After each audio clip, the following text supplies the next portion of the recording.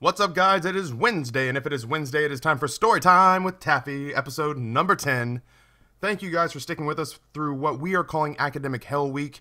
Robert is bouncing around through midterms. They start today for him, and they go all the way through the end of the week. I am dealing with the end and sending off of a grad school application that has about 75 different parts to it. I shit you not. I'll probably let you guys in on some of that towards the end. We have a dual comm coming up that explains the whole academic crap that we've been going through. It's going to claim another PA. We're going to be down one more PA this week. But we will hit the ground coming back strong, and we thank you for your patience.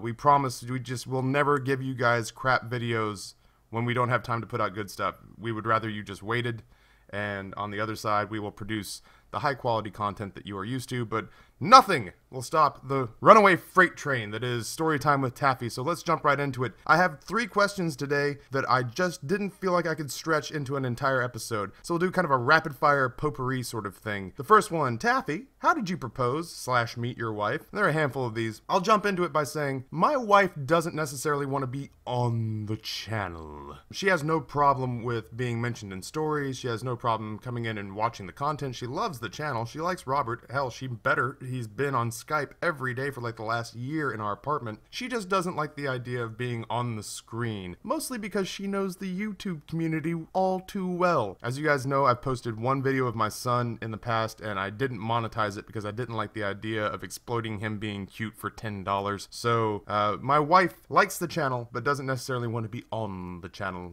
But she doesn't mind me talking about it. This is one of the ones that she picked out. How did I propose and how did I meet my wife? So I met my wife through touring children's theater here at Theater 4 in Richmond, Virginia. I did 3 years of basically getting paid to go around and do theater in various venues all over the East Coast and Midwest, which was great because I was raised in the South and the West Coast, so I got paid to see the other half of the United States. The sugary sweet cavity-causing version of this story is that we were doing a production of Snow White and the Seven Dwarves. She played Snow White, I played Prince Charming, and in real life, they got married. So, guys, I got a job that paid me to travel from town to town, eat all the amazing food in this country, and I got paid to make out with the girl that I would eventually marry. It's a sweet gig. Proposal. We were living in Philadelphia at the time. It wasn't a secret that I was going to propose. She knew it. I needed her help in picking out the engagement ring. I was thankful for that because the engagement ring I picked out could not have been any more different than the ring she wanted. So I'm glad that I clued her into it. Didn't change the fact that now she knows. So I told her, I said, here's the deal. I'll surprise you with when I propose. So I need to start taking you out on some really nice dates.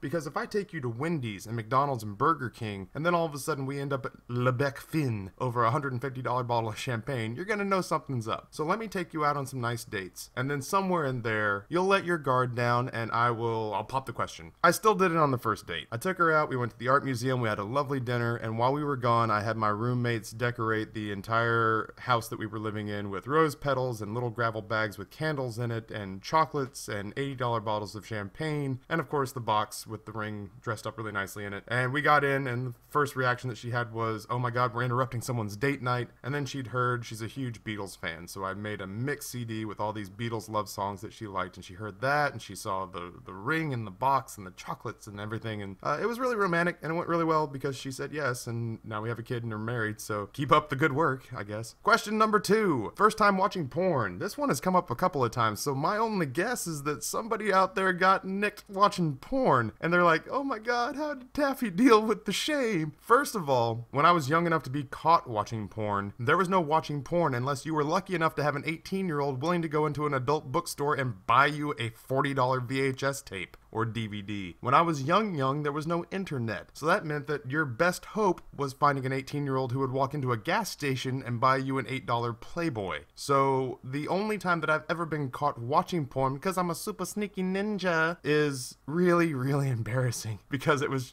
one of those moments where hormones overrode my ability to think clearly. I had a buddy named Mike who had a tree house, and inside this tree house that had 4 walls and a roof, he had a metal lockbox full of hustlers he had come into. And we would go up there once in a while under the pretense of hanging out, and we'd take food and baseball cards and all that kind of stuff, and it would be, let's see some naked booby time. One day, I decided that I wanted to go have some let's go see some naked booby time, and Mike wasn't home. Mike was out like snowboarding or mountain biking or whatever. I decided, damn it, that this was not going to stop me. So I rode my bike over there, I climbed up into the treehouse, I spent about a half hour, And then I was done looking at Naked Booby Time, and I climbed out of the tree, and I rode on my bike and went home. I didn't even go inside the house to say hello to people. I didn't go there under any pretense. I just was like, I will not be denied porn today. It is a God-given right, and I demand it. So I was caught, basically, even though they didn't say anything. They said, anyone else notice that Taffy just rode up onto our front lawn, climbed up into our tree, sat there for like 20 minutes, and then rode his bike off without even saying hi? So poor Mike comes home and finds out that his sister has been sent up the tree to retrieve whatever amazing baubles are hanging out inside of his tree house. And he sees all of his skin magazines laid out across the kitchen table and is forced to hand feed them one at a time into the fireplace. So I never really got in trouble for that. But poor Mike got ambushed after an incredible trip out living in nature and being what a teenage boy is supposed to be, to find out that his crazy pervert best friend had totally gotten him busted owning pornography. So that was the only time I ever got caught, and it was really embarrassing. Number 3, what sports do you play? Best or worst sports moment? I played football. Football was my sport. I played a lot of other sports, but football was the sport that I could play. I could knock a guy over and be clumsy and fall into people, and those were highlight plays. Like, I fall over in basketball, I look like an idiot. I fall over running the bases in baseball, I'm an idiot. I fall over in football and knock down 3 people, I'm on the highlight reel.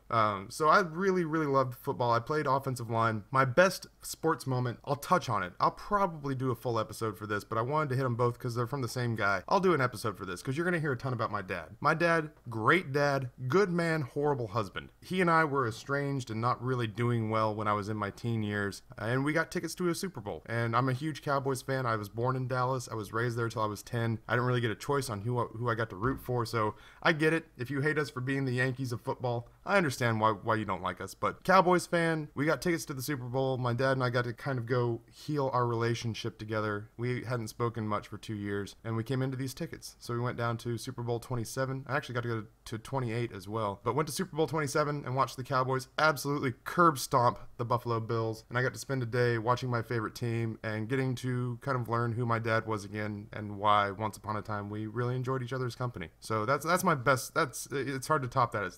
That's a top 5 life moment, not just a sports moment. That's everything that's good about sports right there. So that's it. That's all we have time for.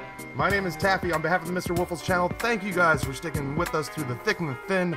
Leave comments, feedback, and suggestion below. My name is Taffy, and I'm out.